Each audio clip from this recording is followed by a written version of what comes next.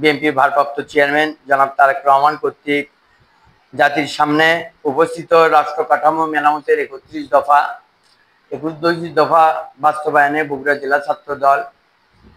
প্রত্যেকটা থানা, প্রত্যেকটা ইউনিয়ন এবং পৌর উপজেলা প্রত্যেকটা ছাত্র নেতারা কাজ করে যাচ্ছে। এখানে আমাদের আজিজুল হক কলেজ আছে, সরকারি শাহ সুলতান কলেজ আছে এবং যে বিদ্যালয়গুলো আছে এখানেও আমাদের নির্লসভাবে ছাত্র নেতারা কাজ করে যাচ্ছে এবং শিক্ষার্থী এবং জনগণের মাঝে তারেক রহমানের 31 দফা বাস্তবায়নের চিত্র উপস্থাপন করতেছে। যেরকম গণতান্ত্রিক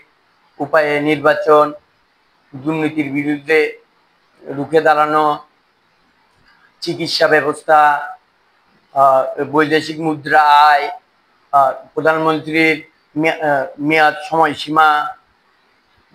তারপর আপনার হচ্ছে যে স্বাস্থ্যক্ষেত্রে উন্নয়ন এবং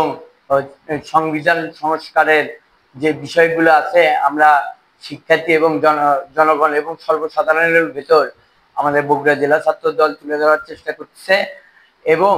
প্রত্যেকটা ছাত্র দলের কর্মী নির্লসভাবে এই কাজটা উপস্থাপন করে যাচ্ছে। প্রত্যেকটা থানায় 12টা থানায় আমাদের কাজ চলতেছে, 12 উপজেলায় কাজ চলতেছে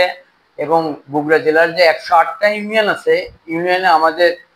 প্রত্যেকটা ছাত্র নেতারা নির্লসভাবে কাজ করে যাচ্ছে তারেক রহমানের 31 দফা বাস্তবায়নে। এছাড়া আমাদের যে 7টি আসন আছে, সেই আসন থেকে প্রতিনিয়ত যে আমাদের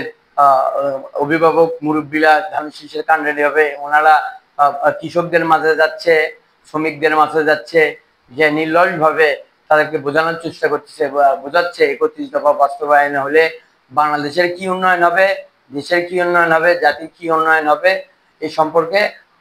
সব সময় ছাত্র দল, যুব দল, বিএনপি নির্লসভাবে কাজ করে যাচ্ছে।